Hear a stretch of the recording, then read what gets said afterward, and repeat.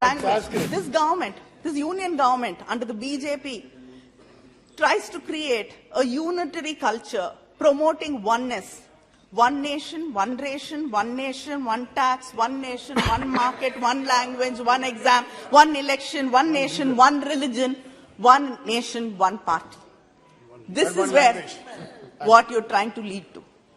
But you have to understand that that will never happen. Never. This country has seen enough.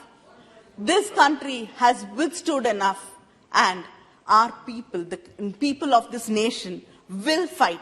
You continue to undermine the power of the states. You continue to delegitimize the work we have done. Shame. You continue to insult us.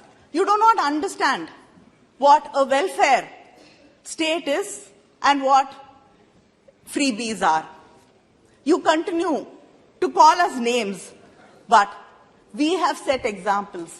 We have proved that we can create models of social justice.